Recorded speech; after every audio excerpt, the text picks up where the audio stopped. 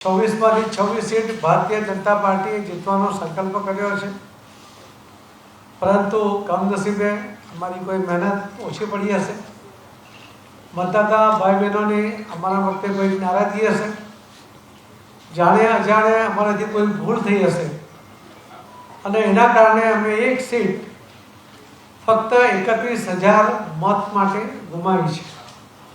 એનું અમને અત્યંત દુઃખ પણ છે અને અમે અમારી ભૂલો શોધીને એ સુધારવા માટે પણ ચોક્કસ પ્રામાણિક પ્રયત્ન કરીશું, એ પણ આપણા માધ્યમથી અમે કહેવા માંગીએ છીએ. અને એના કારણે અમે આ 24 સીટ એ જ્વલંત બહુમત સાથે જીતી શક્યા છીએ.